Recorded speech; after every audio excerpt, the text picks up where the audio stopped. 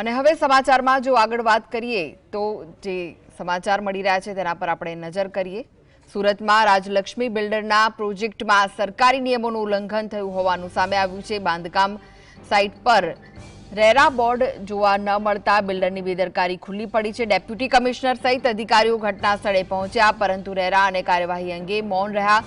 પાલિકા અધિકારીઓ બિલ્ડરોના પક્ષે જોવા મળતા મિલીભગતના આક્ષેપો થયા છે। આ કારણે શિવ રેસિડેન્સીના 2 ટાવર ખાલી કરાવવાનો આદેશ પણ આપ્યો છે। રહીશોમાં ભયનું વાતાવરણ છે।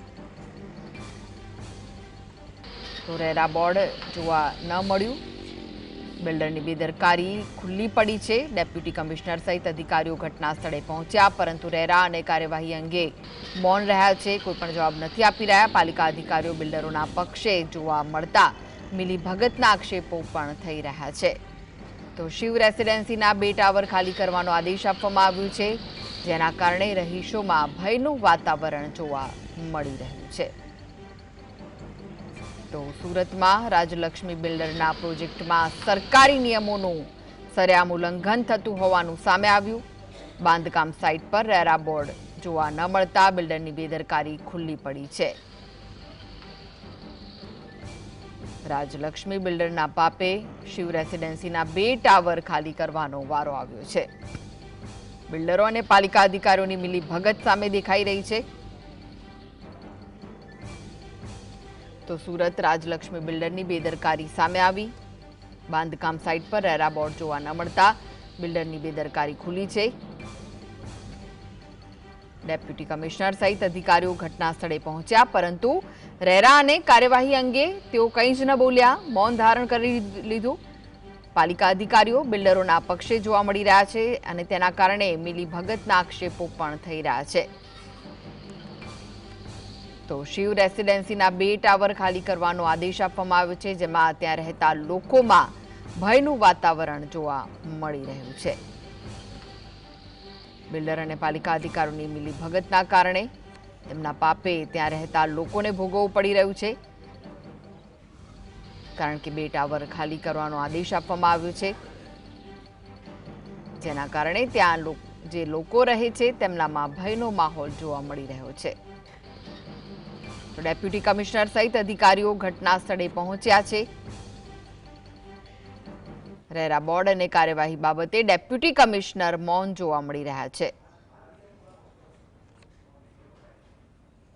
બાંધકામ સાઇટ પર રેરા બોર્ડ જોવા ન મળતા બિલ્ડરની બેદરકારી ખુલ્લી પડી ગઈ છે।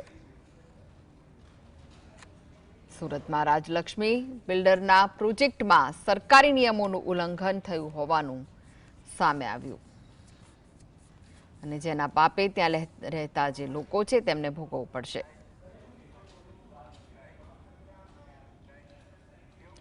તો વધુ વિગતો માટે જોડાઈ ગયા છે સુરતથી સંવાદદાતા સાહિસ।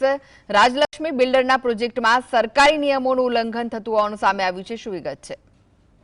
બિલકુલ, તે સવારે જીએસટીવીની ટીમ ત્યાં પ્રોજેક્ટ પર પહોંચી હતી અને ત્યારે રિયાલિટી ચેક કરવાનો પ્રયત્ન કરવામાં આવ્યા હતા। ત્યારે જે રાજલક્ષ્મી જે પ્રોજેક્ટ બની રહ્યો હતો અને નવું બાંધકામ તૈયાર કરવામાં આવી રહ્યું હતું, ત્યારે બિલ્ડરો દ્વારા સરકારના નિયમો નેવે મૂકવામાં આવ્યા હોય તેવા પણ દ્રશ્યો જે છે તે જોવા મળ્યા હતા। જે રીતના ઓફિસની આજુબાજુ તમામ ચકાસણી પણ કરવામાં આવી હતી, પરંતુ કોઈ પણ પ્રકારનું બોર્ડ સરકારનું રેરા બોર્ડ લગાવવામાં આવતું હોય છે। રેરા બોર્ડની અંદર તમામ જે નિયમો લખવામાં આવતા હોય છે, એટલે જે નિયમો હોય કે જ્યારે બાંધકામ ઊભું કરવામાં આવતું હોય છે ત્યારે બાંધકામની સાઇઝ કેટલી હોય છે, અંદર કયા પ્રકારના રૂમ રહેશે, કયા પ્રકારના બેંક ખાતાની ડોક્યુમેન્ટ આપવાની રહેશે, તે તમામ પ્રકારો ફ્લેટ ધારકોને સૂચન પણ આપવા માટેની એક રેરા બોર્ડ લગાવવા માટેની સૂચના સરકાર દ્વારા આપવામાં આવી છે, પરંતુ કોઈ પણ પ્રકારનું બોર્ડ ત્યાં જોવા ન મળી રહ્યું હતું।